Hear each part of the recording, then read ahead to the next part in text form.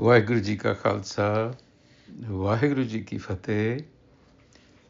Welcome to this segment of Code Gurbani's a-sabad-a-day. This is the sixth sabad of Mahalla Panjwa, the fifth Nanak Guru Arjan, in the Rag Sorat. The recitation and interpretation, if you will. Sorat Mahalla Panjwa. Sukhie ko Pekhai Sabh Sukhia, rogi ke paane sab rogi, karan karavan har swami, apane haath sanjogi. Sukhie ko Pekhai Sabh Sukhia, rogi ke paane sab rogi. What is being said here literally is to the one who is at peace. Sukhie ko Pekhai Sabh Sukhia. The world appears peaceful. But to the one who is distressed, in distress, rogi ke paane. Rogi actually means diseased, and that would be more appropriate. And according to Gurmat, the diseased is the ego.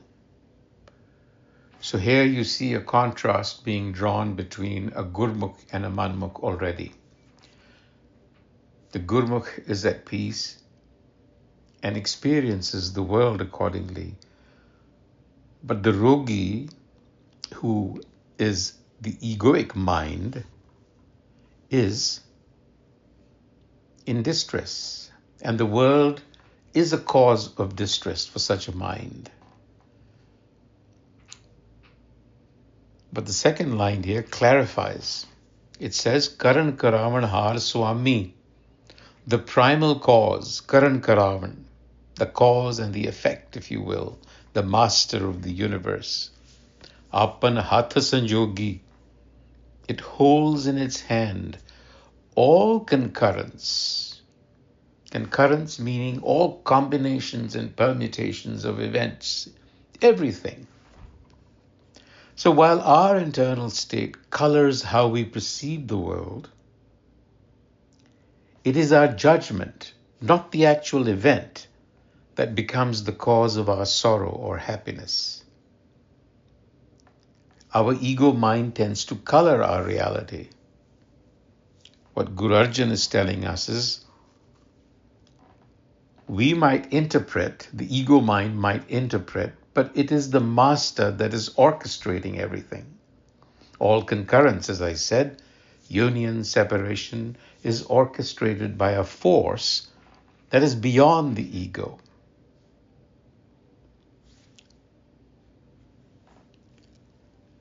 The Rahau, Man mere jin apana param gavata, tis ke paane koe na pula, jin saglo brahm pachata. Now this is an extremely significant verse that requires our attention, because it is telling us how to look at the world of opposites. Man mere, addressing the mind. Jin apna param gavata. Again, param and rog go hand in hand. So what he's saying here is that they who have dispelled their delusion, the delusion is the disease. Jin apna param gavata. What happens to them? Tiske paane koe na pula, jin saglo brahm pashata. So what happens to them is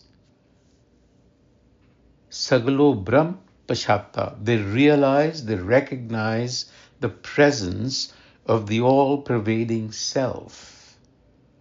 And then, koe na pula. In their perception shifts. No one has gone astray. You see how even what is not agreeable to you is seen in a different light. So this Rahau calls upon us to overcome our egoic delusion of separateness and to arrive at the realization. If you remember, this is the Safal Darshan that we considered in the previous Shabad. Safal Darshan, realization of the oneness of existence, Saglo Parampashata.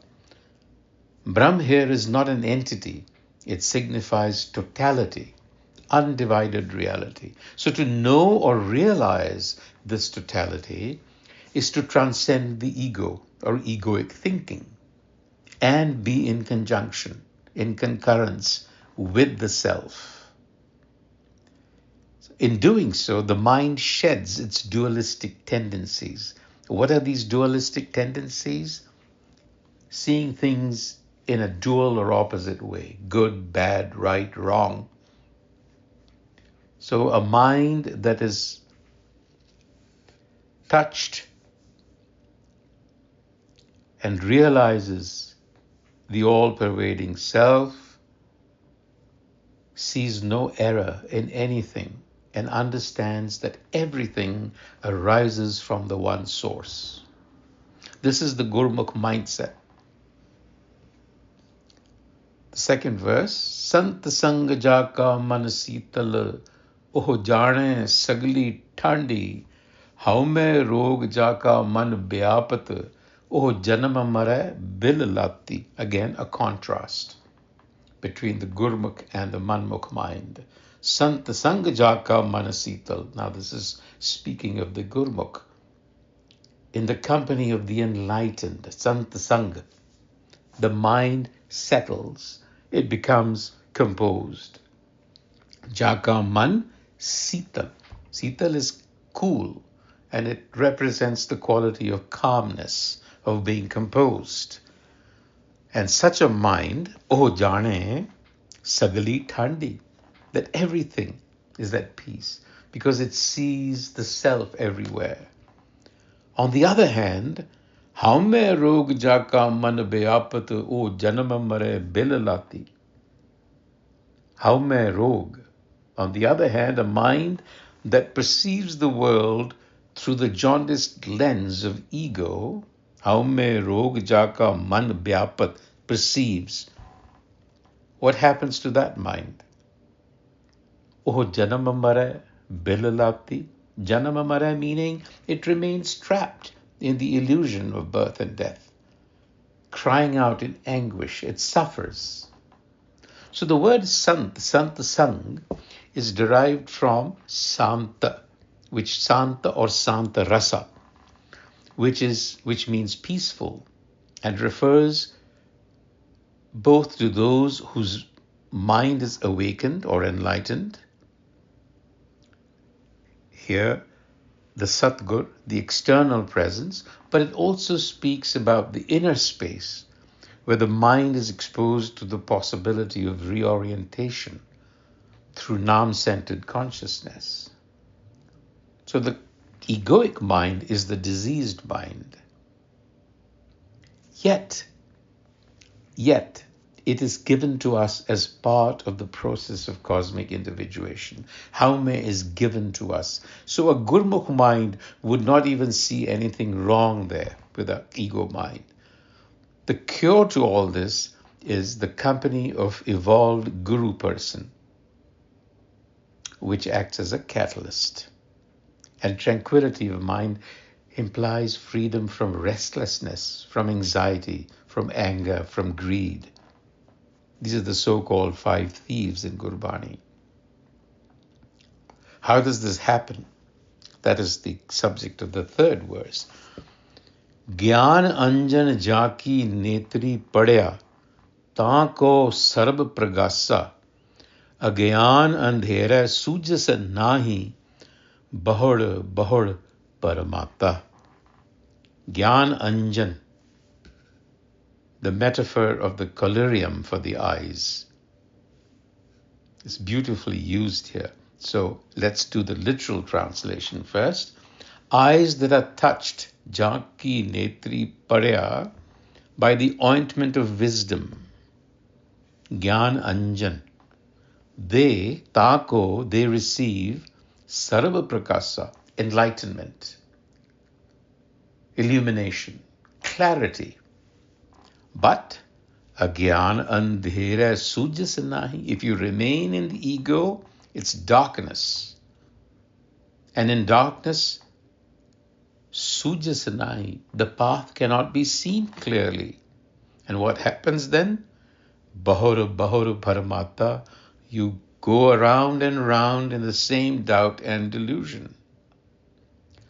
So the collyrium of the eyes implies that inner wisdom is not just intellectual apprehension, but it is a cleansing of one's perception with the divine ointment of Gurbani. Just like mascara or eyeliners enhance physical sight, or an ointment heals diseased eyes, or glasses correct distorted vision, you need Gyan Anjan.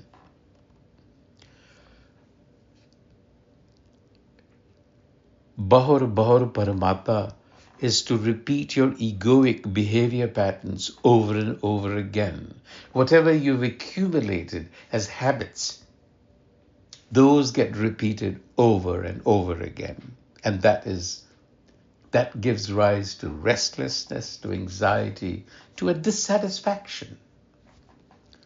So that's why Guru Nanak says, or Guru Arjan in the concluding verse, Sun Benti Swami Apane.